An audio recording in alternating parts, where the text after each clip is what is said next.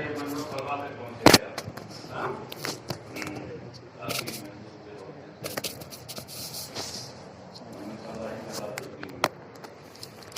اس کے بعد ہے وَقُلْنَا کُلُوا مِن طَیِّبَاتِ مَا رَزَقْنَاکُم. تو یہ کُلُوا مِن طَیِّبَاتِ مَا رَزَقْنَاکُم سے پہلے قُلْنَا نکالا. یہ اشارہ کیا اس سے کہ کُلُوا مِن طَیِّبَاتِ مَا رَزَقْنَاکُم، یہ اس سے پہلے والے جملے انزلنا علیکم المن والسلوی پر معطوف ہے، لیکن بظاہر عطف صحیح نہیں ہو رہا تھا، اس لیے کہ کُلُوا من طیبات ما رزقناکم یہ جملے انشائیہ ہے اور وہ جملے خبریہ ہے. انشائیہ کا جملہ یہ خبریہ پہ عطف ہو رہا تھا، تو قلنا نکال کر یہ بتایا کہ یہ اس پر معطوف ہے بتقدیر قلنا، اور جب قلنا آپ نکال لیں گے تو اب یہ بھی جملے خبریہ ہو جائے گا، کیونکہ قلنا کا تو یہ مقولہ ہو جائے گا نا. مقولے بھی کُلُوا مِن طَیِّبَاتِ مَا رَزَقْنَاکُم، اور قلنا پورا مل کر کے پھر انزلنا کی طرح جملے خبریہ ہو جائے گا، اور اس طرح جملے خبریہ کا جملے خبریہ پہ ہوگا، نہ کہ انشائیہ کا خبریہ پر. یہ نیچے محشی نے آپ کے اس بات کو لکھا ہے لیکن بہت اجمال کے ساتھ. یشیر بتقدیر القول الی انہ معطوف علی قوله ما نزلنا. بس اتنا بتا دیا، باقی اب سمجھتے رہیے، تشریح کرتے رہیے. کیا محشی بھی جو ہیں وہ بہت کھل کے نہیں بول رہے ہیں، کہیں تو بولتے ہیں، کھل کے نہیں بولتے، صاحب کے ذمہ کر دیتے ہیں. تو ہم نے جو تمہیں دیا ہے میں سے پاکیزہ چیزوں میں سے کھاؤ، یعنی ہماری دی ہوئی پاکیزہ چیزیں تم کھاؤ. مطلب کیا ہے کہ ولا تدخروا، انہیں جمع نہ کرو، ذخیرہ اندوزی نہ کرو. روز جب تم کو ملنا ہے، طریقہ یہ ہوتا تھا کہ ہفتے میں 6 دن من و سلوہ اترتا تھا. سنیچر کا جو دن یہ یہودیوں کے لیے بہت مقدس دن مانا جاتا تھا، عبادت کا دن، تو اس دن من و سلوہ نہیں اترتا تھا. یہ تھا کہ بھئی آج عبادت میں مصروف ہو، لگے رہو. تو اس میں ان کے لیے یہ اجازت تھی کہ جمعہ کے دن وہ 2 دن کا اکٹھا کر لیں، جمعہ کے دن کا بھی اور سنیچر کے دن کے بھی. مگر صاحب یہ جمع خوری کا مزاج رکھنے والی قوم بنی اسرائیل یہ کہاں ماننے والی تھی. آج بھی دیکھیے ان کے یہاں کالا بازاری اور جمع خوری پوری دنیا میں اس کا سرچشمہ یہود، سودی کاروبار اس کا سرچشمہ یہود پوری دنیا کی اقتصادیات کو تباہ کیے ہوئے ہیں. یہ شیئر بازار وغیرہ کی جو شیطانی جال ہے، یہ سب یہودیوں کی گردش کر رہا ہے. یمحق اللہ الربا ویربی الصدقات، آپ دیکھتے ہیں اس کے جلوے بھی سامنے آ رہے ہیں، اور پوری دنیا اس وقت اقتصادی اور معاشی طور پر تباہی کے دہانے پہ کھڑی ہے. چلیے صاحب، تو اس کا مطلب ہے کہ ولا تدخروا فکفروا النعمت، نہیں ولا تدخروا، تو تم لوگ جمع نہ کرو. انہوں نے کیا کیا؟ فکفروا النعمت وادخروا، تو انہوں نے اس نعمت کی ناشکری کی اور جمع کرنا شروع کر دیا. روز آ رہا ہے، روز اتر رہا ہے، مگر اس کے باوجود اپنی فطرت اور اپنی فطری عادت سے مجبور ہے. تھوڑا کھانا ہے، زیادہ اکٹھا کر لے. فَقُطِعَ مِنْهُمْ، تو یہ سلسلہ اس سلسلے کو ان سے روک دیا گیا، کاٹ دیا گیا. اب من و سلوہ اترنا بند ہو گیا. وَمَا ظَلَمُونَا وَلَكِنْ كَانُوا أَنفُسَهُمْ يَظْلِمُونَ. ارشاد باری تعالیٰ ہے وَمَا ظَلَمُونَا، ہم نے ان پر ظلم نہیں کیا. بے کا نکال کر بھی بتایا کہ یعنی جو ہم نے سلسلہ اترنے کا، من و سلوہ کے اتارنے کا بند کر دیا، تو اس کے ذریعے ہم نے ان پر ظلم نہیں کیا. وَلَكِنْ كَانُوا أَنفُسَهُمْ يَظْلِمُونَ، بلکہ وہ خود اپنے اوپر ظلم کرتے تھے. ہاں وہ طرز عمل جو ان کا تھا وہ ظاہر سی بات ہے کہ وہ ہم نے کہا تھا جمع نہ کرو، وہ جمع کر رہے تھے. تو وضع الشیء فی غیر محلہ کر رہے تھے، اسی کا نام تو ظلم ہے. اور وبال، جب ظلم انہوں نے کیا تو وبال کون چکھے گا بھائی؟ لأن وبالہ علیہم، اپنے آپ پر وہ خود ظلم کرتے تھے کیونکہ اس کا وبال خود انہی کے اوپر ہوتا تھا. وَإِذْ قُلْنَا ادْخُلُوا هَٰذِهِ الْقَرْيَةَ فَكُلُوا مِنْهَا حَيْثُ شِئْتُمْ رَغَدًا وَادْخُلُوا الْبَابَ سُجَّدًا وَقُولُوا حِطَّةٌ نَغْفِرْ لَكُمْ خَطَايَاكُمْ وَسَنَزِيدُ الْمُحْسِنِينَ. اور یاد کرو اس وقت کو جب ہم نے ان سے کہا. یہ کب کہا تھا؟ مفسر نے بڑھایا بعد خروجہم من التیہ، میدان تیہ سے نکلنے کے بعد ہم نے ان سے کہا ادخلوا هذه القرية، اس بستی میں تم لوگ داخل ہو جاؤ. یہ بستی کون سی تھی؟ علی اختلاف القولین بیت المقدس یا اس کے قریب کی بستی اریحہ تھی. بیت المقدس یا اس سے بالکل قریب کی بستی ہے جس کا نام اریحہ تھا. نیچے لکھا نا قریۃ قریب من بیت المقدس. حضرت عبداللہ ابن عباس رضی اللہ عنہ سے یہ مروی ہے کہ وہ بیت المقدس بستی تھی، اور ان کے شاگرد حضرت مجاہد سے مروی ہے کہ اریحہ تھی. دونوں تفسیر کے امام ہیں. فَكُلُوا مِنْهَا حَيْثُ شِئْتُمْ رَغَدًا، تو تم جہاں چاہو اس میں سے کھاؤ رغدن، یعنی بے روک ٹوک. رغدن کی تشریح سے پہلے ہو چکی ہے. رغدن یعنی واسعاً، کشادگی کے ساتھ کھاؤ. اور کشادگی کے ساتھ کھانے کا مطلب کیا ہے کہ جس میں کوئی رکاوٹ نہ ہو تو وہی کشادگی. تو اس لیے واسعاً تو رغدن کا لغوی معنی بتایا ہے، اور لا حجر فیہ ہے یہ واسعاً کی تشریح ہو گئی، یعنی واسعاً کی صفت کاشفہ و موضحہ ہے، اس کی وضاحت کر رہی. وَادْخُلُوا الْبَابَ سُجَّدًا، یعنی اے بابہا. اس سے کیا بتایا کہ الباب میں الف لام مضاف الیہ کے عوض میں ہے یا عہد خارجی کا ہے. باب سے مراد خاص باب ہے، اس قریہ اور اس بستی کا باب اور دروازہ. پہلے عام طور سے آبادیاں جو ہوتی تھیں اچھی آبادیاں، تو ان کے ارد گرد شہر پناہ ہوتی تھی، فصیل جس کو بولتے ہیں فصیل. ہاں، اور اس میں فاٹک اور دروازے ہوتے تھے، رات میں وہ بند کر دیے جاتے تھے محفوظ ہو جائیں. جو اچھے شہر ہوتے تھے ان میں ہوتا تھا. ہاں، یہاں بھی انڈیا میں بھی آپ کے ابھی قریب تک یہ تہذیب چلی ہے. جب راجاؤں کا اور نوابوں کا دور تھا اس وقت آپ بہت سے شہروں میں آپ دیکھیں گے اندر داخل ہونے لگیں گے وہ پھاٹک ملتے ہیں پرانے ابھی. ہاں، وَادْخُلُوا الْبَابَ اے بابہا سُجَّدًا مُنْحَنِينَ. تو یہ سجدن ساجد کی جمع ہے، تو سجدن کا معنی ہوا ساجدین، اور سجدہ کا ایک معنی تو معنی حقیقی ہوتا ہے. حقیقی سجدہ وہ ہے وضع الجبہۃ علی الارض، پیشانی کو زمین پہ رکھنا. لیکن لغت میں سجدہ صرف جھکنے کو بھی کہتے ہیں. جیسے دربار میں لوگ جاتے تھے تو وہ جھک کے درباری سلام، تو اس کو بھی لغت میں سجدہ سے تعبیر کرتے تھے، انحناء.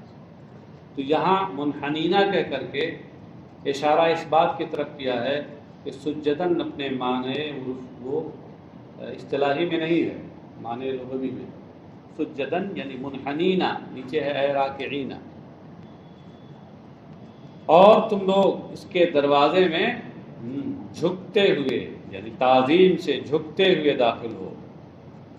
وَقُولُوا حِطَّةٌ، اور تم حِطَّةٌ کہو.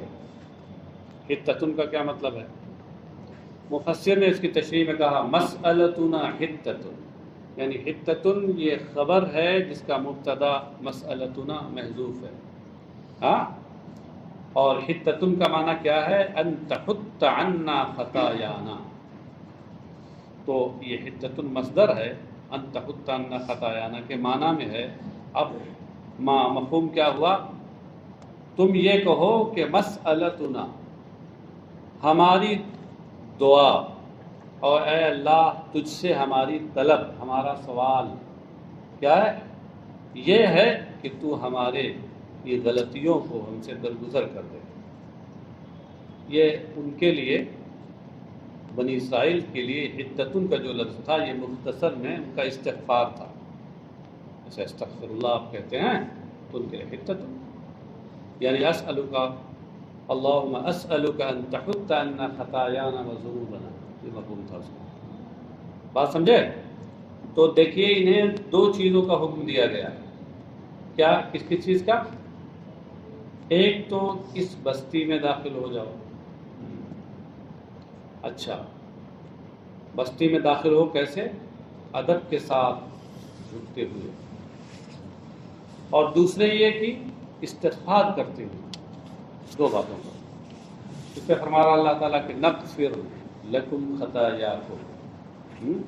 کہتے ہیں آگے وفی قراءۃ بالیاء والتاء مبنی للمفعول فیہما. اس طرح تین قراءتیں ہو گئی. ایک ہے نغفر، یہ متکلم مؤذن لنفسہ کا واحد مؤذن لنفسہ کا صیغہ ہوا ہے نا، اور یہ معروف کا صیغہ ہوگا. اور یہ حضرت امام عاصم کی قراءت ہے. اور ایک قراءت میں یا کے ساتھ ہے مگر مبنی للمفعول، یعنی صیغہ مجہول کے ساتھ. اس صورت میں کیا ہوگا؟ یغفر لکم خطایاکم. اور تیسری قراءت کیا ہے؟ والتاء مبنی للمفعول. یہ مبنی للمفعول یعنی صیغہ مجہول، اس کا تعلق دونوں سے ہے، یا سے بھی ہے تا سے بھی ہے. تو تین قراءتیں ہوئی. ایک تو نون کے ساتھ، تو اس صورت میں صیغہ معروف رہے گا، لیکن یا کے ساتھ یا تا کے ساتھ اس کو پڑھا جائے یغفر یا تغفر، تو اس صورت میں صیغہ مجہول ہوگا. بات سمجھے؟ ہاں.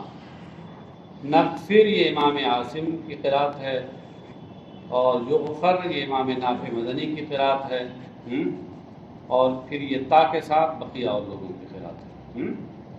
اچھا صاحب،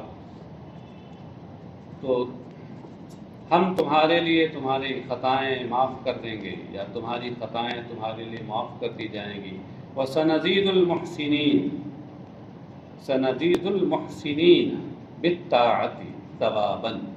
بالطاعتی نکال کر کے یہ تشریح کی ہے اس احسان کی کہ محسنین جس سے بنا ہے. احسان کا معنی ہوتا ہے اچھا کام کرنا، حسن سلوک کرنا، اچھا کام کرنا. یہاں احسان سے مراد طاعت ہے. یہ بائے تصویر. تو محسنین کا معنی ہوا مطیعین. ہم فرما برداروں کو اور دیتے ہیں. کیا اور دیتے ہیں؟ ثواباً. یہ ثواباً یہاں پر سنزیدوں کے بعد اس کی تمیز کے طور پہ ذکر کیا، یعنی ہم اچھے کام کرنے والوں کو، فرما برداروں کو ہم اور زیادہ ثواب دیتے ہیں. فَبَدَّلَ الَّذِينَ ظَلَمُوا قَوْلًا غَيْرَ الَّذِي قِيلَ لَهُمْ. تو ان ظالموں نے، ان میں سے ظالموں نے جو بات ان سے کہی گئی تھی اس کے سوا سے اس کو بدل دیا. ان سے کہا گیا تھا کہ تم تعظیم کے ساتھ جھکتے ہوئے، اور یہ کہا گیا تھا کہ تم استغفار کرتے ہوئے حتتن حتتن حتتن کہتے ہوئے. تو کیا کہا انہوں نے؟ بدماشی دیکھیے. حتتن کے بجائے مذاق بناتے ہوئے کہا حبتن فی اشارتن حبتن فی اشارتن، بال میں دانا بال میں دانا بال میں دانا. مذاق بنایا بے معنی جملہ بولنا شروع کر دیا، بال میں دانا. ہاں. اور کہا گیا تھا کہ جھکتے ہوئے جاؤ، تو جانتے کیا؟ اپنی سرینوں کے بل گھسکتے گھسکتے اندر داخل. بدماش. فقالوا حبۃ فی شعرۃ، تو انہوں نے کہا حبۃ فی شعرۃ، یعنی بال میں دانا، بال یہ نہیں وہ بال جس میں دانے ہوتے ہیں، بالیں، ہاں یہ تو بالوں ہیں، وہ بالیں ہیں، یہ مذکر ہے اور وہ مؤنث ہے۔ جی وَدَخَلُوا يَضْحَكُونَ عَلَىٰ أَسْتَاحِهِمْ، اور اپنی سرینوں کے بل گھسٹتے ہوئے اندر داخل ہوئے۔ استا استن کی جمع ہے، اس کا معنی سرین ہے، اتنے بدماش۔ فَأَنزَلْنَا عَلَى الَّذِينَ ظَلَمُوا، آگے ہے رِجْزًا مِّنَ السَّمَاءِ بِمَا كَانُوا يَفْسُقُونَ، تو ان ظالموں پر ہم نے آسمان سے عذاب اتارا، بِمَا كَانُوا يَفْسُقُونَ، اس وجہ سے کہ وہ نافرمانی کرتے تھے، حکم نہیں مانتے تھے۔ فسق کا معنی کیا ہوتا ہے؟ نافرمانی کرنا، خروج عن الطاعہ۔ تو اس میں فَأَنزَلْنَا عَلَى الَّذِينَ ظَلَمُوا رِجْزًا مِّنَ السَّمَاءِ، آپ غور کیجئے، موقع تو یہاں اس بات کا تھا کہ یہاں ضمیر لائی جاتی ہے، کیونکہ اس سے پہلے آ چکا ہے فَبَدَّلَ الَّذِينَ ظَلَمُوا، تو جب بَدَّلَ الَّذِينَ ظَلَمُوا پہلے آ چکا ہے، اور عربی زبان کا قاعدہ یہ ہے کہ جب کسی چیز کا ذکر ایک بار اس میں ظاہر کے طور پہ ہو جائے تو اب اس کے بعد اس کا ذکر ضمیر کے طور پہ ہونا چاہیے، اس لیے کہ عربی زبان میں ضمیر کی وضع ہی تخفیف کے لیے ہوئی ہے، اختصار اور تخفیف کے لیے ہوئی ہے۔ تو جب الذین ظلموا سے ایک بار ان کا ذکر ہو چکا تھا تو یہاں ہونا چاہیے تھا فانزلنا علیہم رجزا من السماء، مگر پھر الذین ظلموا کو وہی رکھ دیا۔ موقع تھا ضمیر کا، رکھ دیا اس میں ظاہر، تو اس میں ہو گیا وضع الظاہر موضع المضمر، ہو گیا نا۔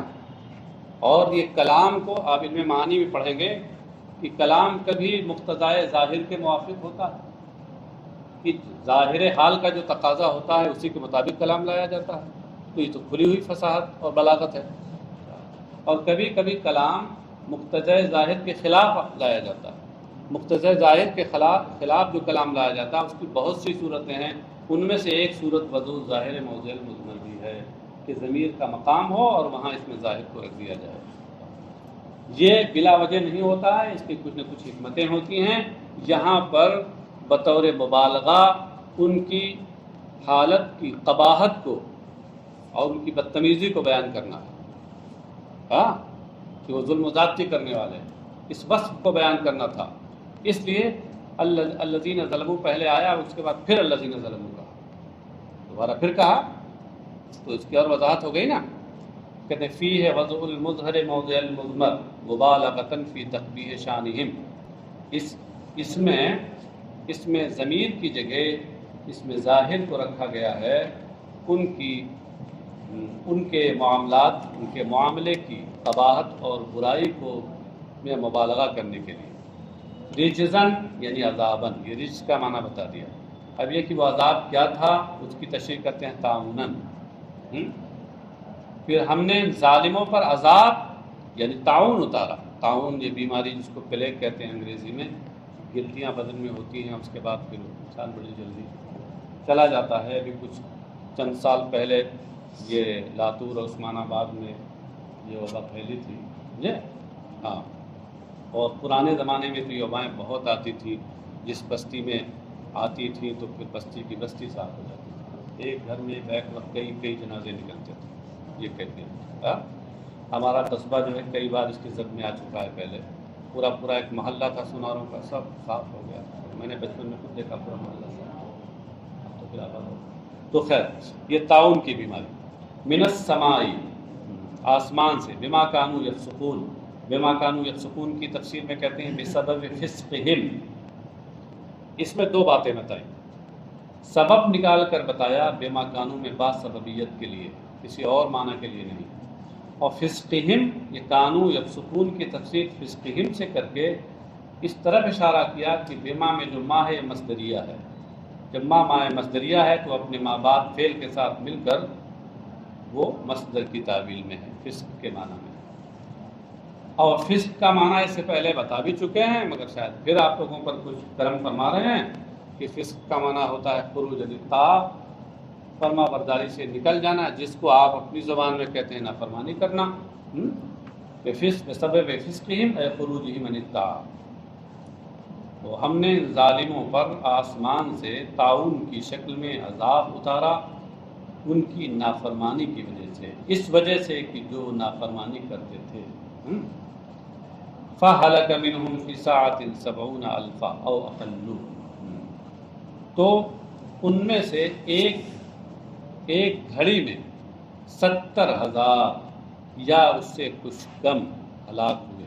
یہاں روایتوں کا اختلاف ہے، ایک روایت جو مدارک میں ذکر کی ہے اس میں 24,000 کا ذکر ہے، اور ایک روایت میں 70,000 کا ذکر ہے، اس لیے یہاں انہوں نے بڑے اختصار میں اس کو بیان کر دیا 70 ألفًا أو أقل۔ دوسری والی روایت نیچے لکھی ہے، موشی نے لکھی ہے اقل یعنی 24 ألفًا کذا فی المدارک، ہے نا؟ چلیے صاحب، وَإِذِ اسْتَسْقَىٰ مُوسَىٰ لِقَوْمِهِ فَقُلْنَا اضْرِب بِّعَصَاكَ الْحَجَرَ فَانْفَجَرَتْ مِنْهُ 12 عَيْنًا قَدْ عَلِمَ كُلُّ أُنَاسٍ مَّشْرَبَهُمْ كُلُوا وَاشْرَبُوا مِن رِّزْقِ اللَّهِ وَلَا تَعْثَوْا فِي الْأَرْضِ مُفْسِدِينَ۔ اور یاد کرو اس وقت کو، اس کو نکالا، وہی بتایا اس سے پہلے بتایا تھا، اس وقت کو یاد کرو جب موسیٰ نے اپنی قوم کے لیے پانی طلب کیا، سیرابی طلب کی۔ یہ استسقاء جو ہے اس کا یہ باب استفعال سے ہے، اور اس کی خاصیت ہے طلب ماخذ، اس کا ماخذ سقیہ ہے، تو استسقاء کا معنی کیا ہوا ہے؟ طلب سقیہ، اور سقیہ کہتے ہیں اس چیز کو جو سیراب کرے، یا خود سیرابی کو بھی کہتے ہیں۔ جب آپ نے اپنی قوم کے لیے سیرابی طلب کی اللہ سے، وقد عطشوا فی التیہ، جبکہ وہ میدان تیہ میں پیاسے ہو گئے، لق دق میدان، تقریباً 40 کلومیٹر کا میدان، لمبا چوڑا، یہ شام اور فلسطین کے بیچ میں، اس میں جب یہ پہنچے تو ایک دم لق دق میدان، بے آب و گیا، پیاس لگی، تو پریشان ہو گئے، کہاں لا کے آپ نے ہم کو ڈال دیا، بتائیے پینے کا پانی بھی نہیں ہے، آپ نے خدا سے جو ہے دعا کیجیے ہمارے لیے پانی کا انتظام۔ فَقُلْنَا اضْرِب بِّعَصَاكَ الْحَجَرَ، تو اللہ تعالیٰ فرماتا ہے تو ہم نے موسیٰ سے کہا کہ اپنی لاٹھی پتھر پہ مارو۔ الحجر مخصوص پتھر، یہ جانتے کون سا پتھر تھا؟ وَهُوَ الَّذِي فَرَّ بِثَوْبِهِ، یہ وہی پتھر ہے جو حضرت موسیٰ کا کپڑا لے کے بھاگا تھا، سمجھے؟ ہاں، اس کا واقعہ حاشیہ نمبر 26 میں دیکھے دیا ہوا ہے۔ دراصل حضرت یہ بنو اسرائیل اس زمانے میں یہ بہت زیادہ ستر پوشی کے قائل نہیں تھے، ایک دوسرے کے سامنے برہنہ ہو جانا یا ستر کھول دینا یہ کوئی بہت معیوب بات نہیں تھی ان کے ہاں۔ اس کی مثالیں ہمارے یہاں ہندوستان میں ملتی ہیں، کتنے ایسے لوگ ہیں جن کے یہاں یہ لگتا ہے عبادت کے درجے میں۔ جینیوں کے ہاں تو ننگے باباؤں کی پوجا ہی ہوتی ہے، ایک دم ننگے، بالکل ایک دھاگا نہیں بدن، خود میں نے دیکھا، لکھنؤ میں گزر رہے تھے، قاری محمد احمد بقائی صاحب تھے، وہ کہنے لگے کچھ دیکھا آپ نے؟ میرے کہنے فائدہ دیکھیے، دیکھا تو وہ ایک بالکل لنگ دھڑنگ ایک دم چلا جا رہا ہے، اور اس کے پیچھے عورتوں کا جتھا ہے، اور اس کے پیچھے پھر مردوں کا جتھا ہے، جینیوں کا جلوس تھا وہ۔ اور یہ جینیوں کا بہت بڑا مندر یہاں روناہی میں ہے، مدرسے سے پہلے جائیں، بہت بڑا مندر ہے ان کے یہاں، یہی سب۔ اس کے علاوہ خود یہ ہندو مذہب میں بھی کتنے ایسے ہیں بالکل ننگے رہتے ہیں۔ چلیے صاحب، تو بنی اسرائیل کے ہاں بھی ستر کھول دینا ایک دوسرے کے سامنے، ننگے ہو جانا، یہ کوئی عیب کی بات نہیں تھی۔ حضرت موسیٰ تو اللہ کے نبی تھے، برگزیدہ نبی، ظاہر ہے وہ اس بے حیائی کے کام کو کیسے کر سکتے تھے؟ وہ ہمیشہ ستر چھپائے رہتے، تو بنی اسرائیل بدماشی میں کہتے جانتے ہیں ان کو بیماری ہے، کیا نہیں ہیڈروسیل کی بیماری ہے، اس لیے یہ بند رکھتے ہیں۔ اب صاحب اللہ تبارک و تعالیٰ کو یہ گوارا نہیں تھا کہ اپنے محبوب بندے پر اس طرح کی بیجا تہمت کوئی رکھے، تو ایک بار یہ ہوا کہ حضرت موسیٰ علیہ السلام تالاب پر پہنچے، دیکھا کوئی نہیں ہے، اپنے کپڑے اتار کے ایک پتھر رکھا تھا اس پر رکھ دیا، اور اس کے بعد پھر جو ہے وہ نہانے لگے۔ اب جب نہا کے دیکھا تو دیکھا کہ وہ پتھر کپڑا لیے بھاگا جا رہا۔ اب یہ باہر نکلے یا حجر صوبی یا حجر صوبی یا حجر صوبی، پتھر میرا کپڑا میرا کپڑا میرا کپڑا کرتے کرتے یہاں تک کہ وہ بنو اسرائیل کچھ لوگ اکٹھا تھے ایک جگہ، وہاں تک وہ پتھر لے کے پہنچ گیا کپڑا کے، پیچھے دوڑتے دوڑتے دوڑتے وہاں تک پہنچ گئے۔ لوگوں نے دیکھا کہ کچھ نہیں، کوئی بیماری نہیں، اور رسول وغیرہ کی کوئی بیماری نہیں، سمجھے؟ تو یہ وہی پتھر ہے، وَهُوَ الَّذِي فَرَّ بِثَوْبِهِ، یہ وہی پتھر ہے جو آپ کا کپڑا لے کر بھاگا تھا۔ صفیف، ہلکا پھلکا تھا، مربع، چوکور تھا، اور چوکور تھا مگر اس میں من جانب اللہ ہر چار اس کے رخ تھے نا، تو ہر ایک رخ پر 3 سوراخ تھے۔ تو حضرت موسیٰ جب اپنی لاٹھی اس پہ مارتے تھے تو ہر ایک طرف سے 3 چشمے بہتے تھے، تو 4 طرف کل 12 چشمے ہو جاتے تھے۔ بنو اسرائیل کے 12 قبائل تھے، تو اس کے مطابق 12 چشمے ہوتے تھے۔ مربع کراس رجل، یہ چوکور تھا اور کتنا بڑا تھا؟ کراس رجل، جیسے آدمی کا سر، مرد کا سر ہو۔ رخام او کدان، یہ سفید سنگ مرمر کا تھا، اور کدان یا نرم پتھر کا تھا۔ رخام یہ سفید سنگ مرمر جو بہت سخت ہوتا ہے، اور کدان یہ پتھر تو ہوتا ہے مگر بنسبت اس کے کچھ تھوڑا اس میں نرمی ہوتا، اتنا سخت نہیں ہوتا کدان۔ فَضَرَبَهُ، تو جب ہم نے کہا کہ اپنی لاٹھی پتھر پہ مارو، ہاں، تو آگے ہے کیا قرآن کریم میں کہ فَانْفَجَرَتْ مِنْهُ 17 عَيْنًا، کہ اس سے 12 چشمے پھوٹ نکلے۔ اللہ نے کہا کہ مارو اور 12 چشمے پھوٹ نکلے، اس کا مطلب بات بیچ میں کچھ لپیٹ دی گئی، ہاں، وہ کیا ہے کہ فَضَرَبَهُ، ہم نے حکم دیا تھا کہ اپنی لاٹھی مارو، تو انہوں نے اپنی لاٹھی ماری تو اس سے پتھر یہ چشمے نکلے۔ یہ سمجھ میں آیا کہ یہاں اس کا معطوف علیہ محذوف ہے، اسی کی طرف اشارہ کیا ہے فَضَرَبَهُ نکال کر۔ فَانْفَجَرَتْ یعنی انشقت، وَسَأَلَتْ مِنْهُ 12 عَيْنًا، انفجار کا معنی بتایا ہے۔ انفجار کا مطلب ہوتا ہے کسی چیز کا پھٹ جانا اور پھر بہہ پڑنا۔ وہ پتھر پھٹ گیا اور اس سے 12 چشمے پھوٹ نکلے، بے عدد الاسباط، ان کے قبائل کی تعداد کے مطابق۔ قد علم کل اناس یعنی سبت منہم مشربہم، مشرب موضع شربہم، یہ تو بالکل بتایا کہ لغوی معنی مراد ہیں یہاں۔